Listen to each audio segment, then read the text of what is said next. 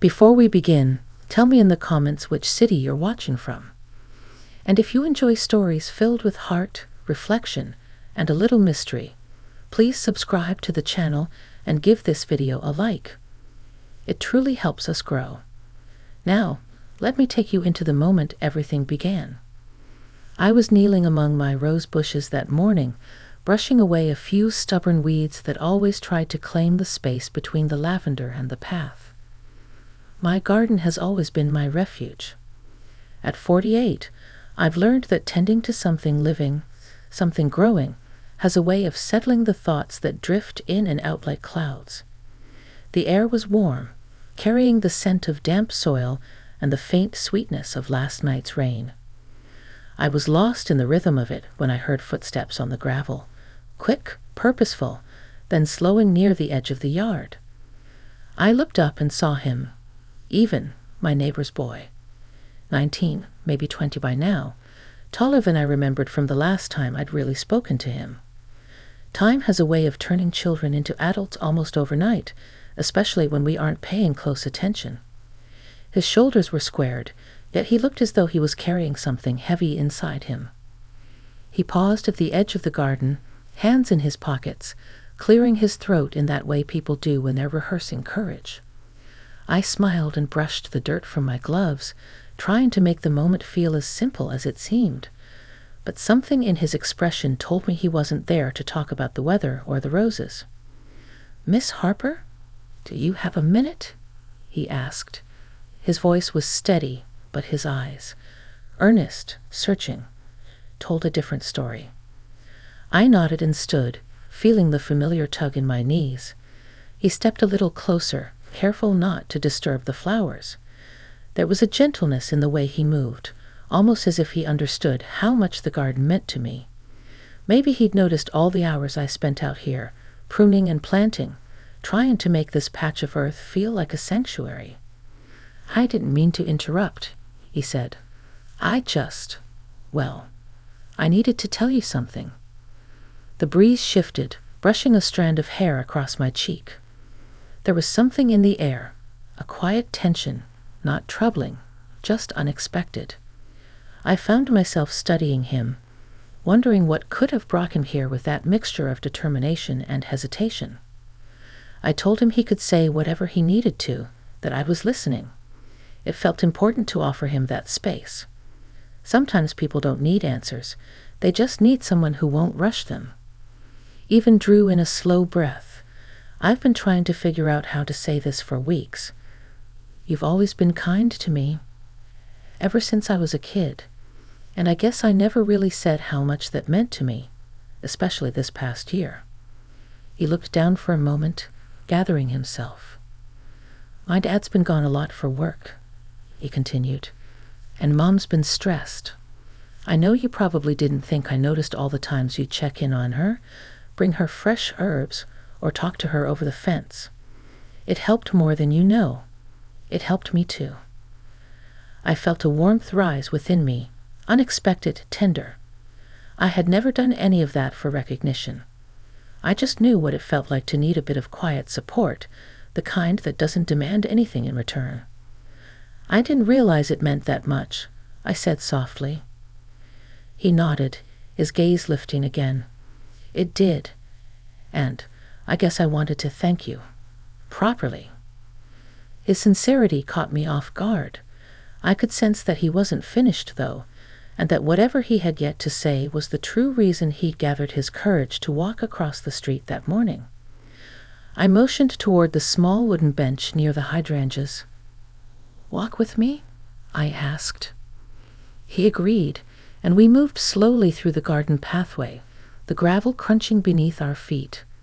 The sun filtered through the leaves overhead, scattering patches of warm light across the petals and the worn boards of the bench. When we sat down, I felt the familiar sense of peacefulness that always settles over this corner of the yard. For a moment, neither of us spoke. The stillness wasn't uncomfortable. It was the kind that lets thoughts organize themselves. I could feel something shifting between us, not in a dramatic or unsettling way, but in the natural way two people begin to understand each other better. Finally, he exhaled, gathering his words. "There's more I want to tell you," he said quietly. "Something I've been holding on to." And in that moment, sitting there beneath the soft rustle of leaves and the scent of blooming hydrangeas, I knew that whatever he was about to share would change something for both of us, perhaps gently, perhaps profoundly. I didn't know yet what the rest of the story would be, but I could feel it beginning. Evan sat beside me on the garden bench, shoulders tight with something he hadn't yet said. I could feel the air around us shift, not in a dramatic way, but in a quiet, meaningful one, the kind that happens when someone is finally ready to open a door they've been standing in front of for too long. He looked out over the hydrangeas, watching the breeze move gently through the blossoms. When he finally spoke, his voice carried a sincerity that made me straighten a bit, wanting to give him my full attention. "I didn't come here just to thank you," he said slowly. "I came because I haven't been myself lately. I think you might have noticed." I had noticed. Over the past few months, I'd seen him walking down the street with his shoulders hunched, his eyes focused somewhere far away. He used to greet me with a wave whenever he passed the yard, but lately his steps seemed heavier, his smile forced. Still, I waited for him to explain in his own time. "I've been feeling kind of lost," he continued. "After finishing school, everyone expected me to have everything figured out. My friends already know what they want to do. My parents think I'm just being indecisive, but it's not that. I feel like I'm standing in the middle of an open field and every direction looks like the wrong one." The honesty in his words pulled at something deep within me. I know what it feels like. Being an adult doesn't mean those emotions disappear. Sometimes they grow stronger, more complicated. I remembered my own crossroads, the times I'd stood in places that felt too wide, too unclear. I folded my hands in my lap and looked at him gently. "It's all right not to know. Most people won't admit it, but they've been exactly where you are. More than once." He turned toward me, a spark of relief softening his features. "Really?" "Really," I assured him. "Life doesn't settle into place just because a calendar says it should. You're allowed to take your time. You're allowed to explore." He absorbed my words like someone thirsty for encouragement. It struck me then how often young people carry the pressure of appearing confident even when they're unsure. Sometimes all they need is someone who sees the truth beneath the surface. "I didn't think anyone would understand," he said, "but you've always had this way of, I don't know, noticing things." I smiled, surprised by how much that meant. "Maybe it's just age," I joked quietly. "We learn to pay attention." He chuckled, and the sound eased some of the tightness in the space between us.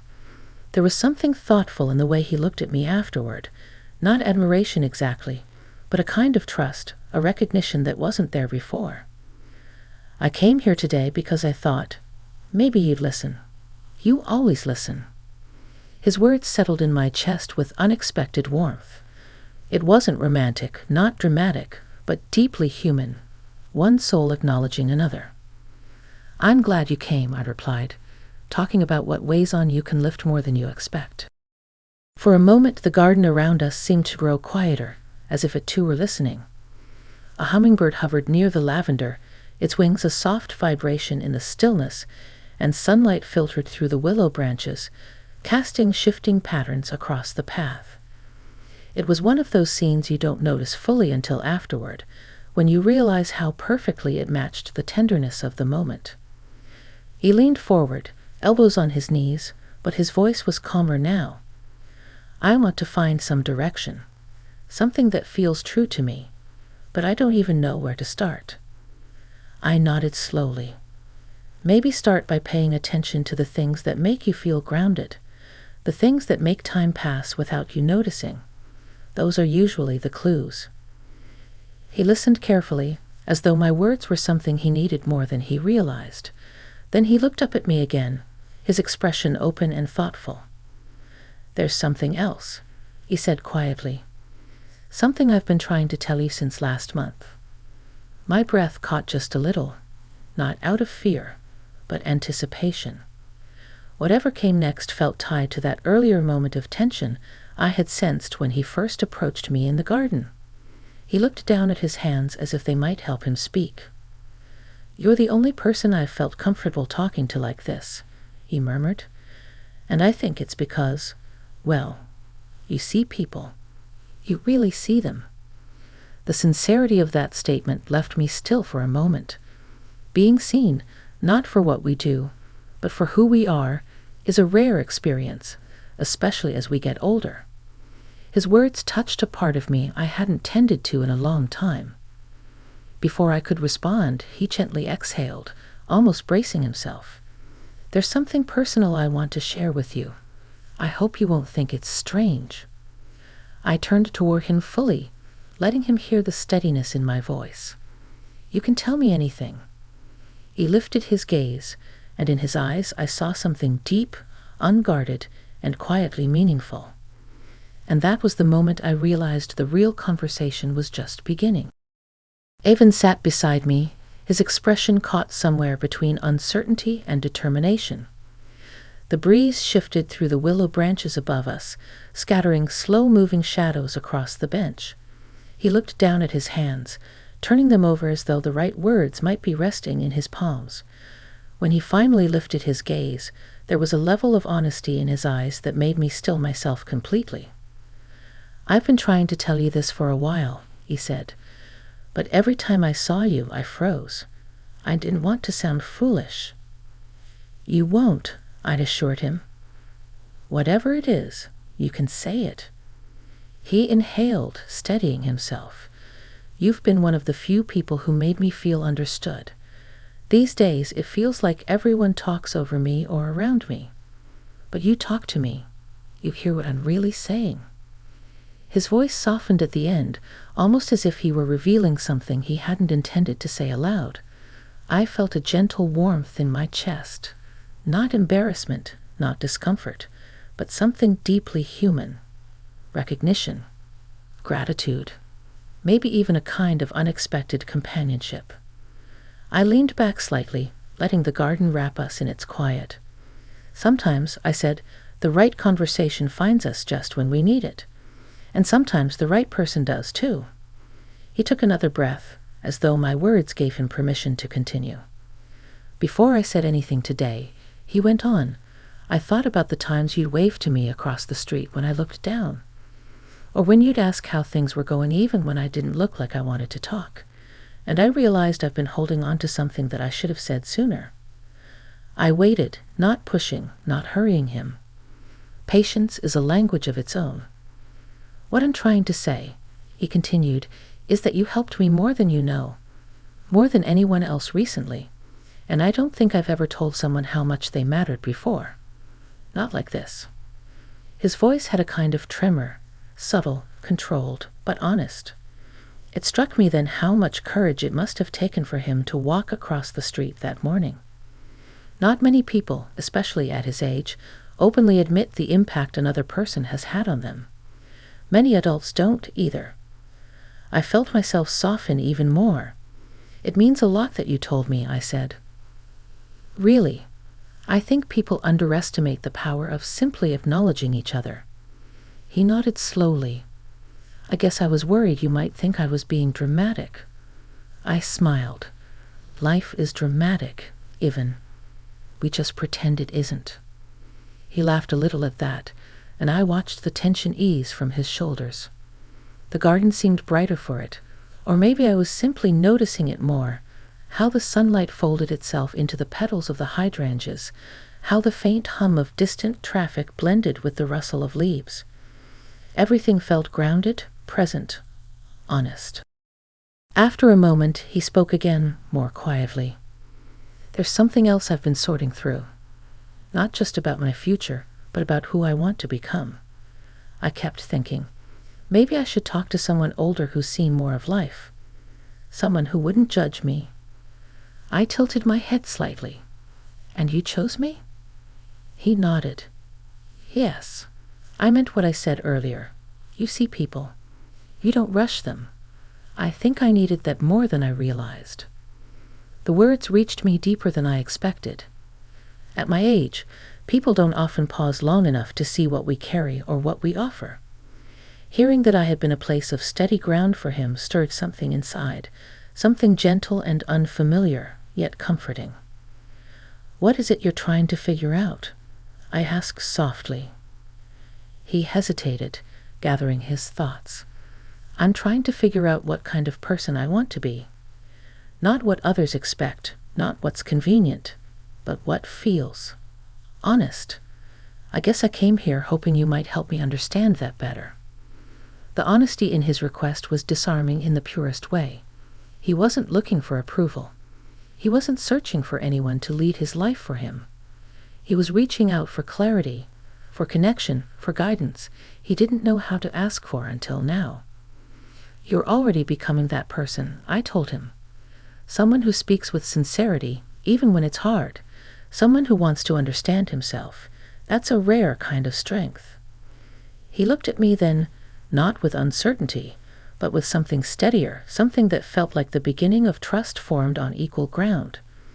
The young man who had approached my garden hesitant and tense now seemed to settle into himself, even if just a little. "I'm glad I told you," he said. "All of it." "So am I," I replied. We sat there in silence for a moment, watching the light shift as a cloud drifted across the sun. There was no urgency, no awkwardness, just a shared understanding that conversations like this don't happen often, and when they do, they change something quietly but permanently. He glanced at me again, his expression thoughtful. "There's one more thing I want to say," he murmured, "something I didn't plan on admitting today, but I think it's time." His voice held a new weight, not heavy, but meaningful, as though the next truth he carried was the one he'd been approaching all along. And as the garden settled around us, I felt a new anticipation rise gently, steady and warm, the kind that comes before a moment you know you'll remember long after it passes. Evan sat beside me on the garden bench, the late afternoon sunlight softening around us. The shadows had grown longer, stretching across the path in quiet patterns. He took a slow breath, clearing a space inside himself for whatever he was about to share. I could feel it, not tension, but significance. Something he had carried carefully, waiting for the right moment. When he finally spoke, his voice was steady, yet gently vulnerable. "What I wanted to say, the thing I wasn't sure how to admit, is that I've been looking for someone to talk to. Someone who feels safe.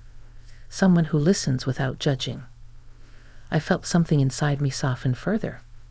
Not because his words were flattering, but because they were honest. He wasn't trying to impress me. He wasn't searching for validation. He was simply opening a door that had been closed for too long. "You've become that person for me," he continued. "I didn't expect it. I guess sometimes the people who help us most are the ones we didn't even think to ask." His statement was gentle, not heavy. It wasn't dramatic or sentimental. It was simply real. And there's a different kind of closeness in that type of truth, one built from understanding rather than intent. I placed my hands together in my lap, letting his words settle. "Thank you for telling me," I said. "It takes courage to speak openly, more than most people realize." He nodded. I wasn't sure if he'd think I was being silly, or if maybe I was imposing. "You're not imposing," I told him. "Sometimes we all need someone who sees us clearly. It doesn't matter how old we are. We never outgrow that." He looked relieved, a quiet, deep kind of relief. His shoulders eased, and the expression on his face shifted from uncertainty to calm gratitude. The transformation was subtle, but unmistakable. "I didn't have many people to talk to this year," he said. "Not the way I needed. My friends mean well, but they don't always understand. My parents want what's best for me, but they're busy, and I think they get worried when I talk about feeling unsure. You just let me be honest." "I think sometimes," I replied, What we need most is someone who lets us be exactly who we are in the moment. Not the version we're trying to become, not the version others expect, just ourselves. He studied the garden for a long moment, watching a soft burst of wind ripple through the hydrangeas. The petals shimmered in the shifting light, and I felt the atmosphere around us take on a peaceful stillness, the kind that often arrives when two people finally understand each other. "I feel like I'm starting to see things more clearly," he said. "Maybe I don't need to have everything figured out yet. Maybe I just need to take one step at a time." "That's how most journeys begin," I answered with a small smile. "One honest step." He returned the smile, and in it I saw something simple and beautiful. Trust. Not dependency, not admiration, just trust. The kind that forms naturally when two people share a moment of genuine connection. After a quiet pause, he spoke again, softer this time. "I want to thank you. Not just for today, but for everything you've done without even realizing it. You've helped me feel grounded during a year when I felt like I was drifting." His sincerity touched me in a way I hadn't anticipated. It had been a long time since someone had spoken to me with such openness. Life at my age often becomes a steady mix of routines, responsibilities, and unspoken thoughts. Moments like this, honest, unexpected, and deeply human, don't come along often. "I'm glad I could help," I said, "and you've reminded me of something important too." "What's that?" he asked. "That connection matters," I replied. "Not the loud, dramatic kind, but the kind that grows quietly. The kind that surprises you with its depth." He looked thoughtful at that, thoughtful in a way that told me he understood more than he expected to. The boy I remembered from years ago seemed far away now. In his place sat a young man learning to navigate his world with sincerity and resilience. The sun dipped lower, casting a warm golden hue across the garden. I knew our conversation was coming to a natural close, not abruptly, but with the gentle ease of something complete. Even stood, brushing the gravel dust from his hands. "I feel lighter," he said. "I didn't expect that." I rose with him, feeling a quiet sense of completion. "Sometimes talking is all we need," I said. "Not to solve everything, but to start untangling what's been knotted inside." He nodded with that same calm gratitude as before. "I'm really glad I came today." "So am I." We walked toward the gate together, the garden at our backs glowing softly in the evening light. When he reached the path that led home, he paused and gave me a small, earnest smile. "I won't forget this," he said. "And I'll always be here if you need someone to talk to," I replied. He nodded once more, then turned toward his house, his steps lighter than when he'd arrived. As I watched him go, I felt a quiet warmth settle in my chest. Not excitement, not longing, just a deep sense of gratitude for the unexpected connection that had unfolded in the simplest of places. We had both grown in that conversation, each in our own way. Standing there in my garden, surrounded by the soft rustle of leaves and the last fading colors of the day, I realized something important. Sometimes life offers us moments that remind us we are still capable of change, still capable of being touched, still capable of helping someone find their way, even when we least expect it. And that afternoon, in the gentle stillness of my garden, both of us found something we didn't know we'd been missing.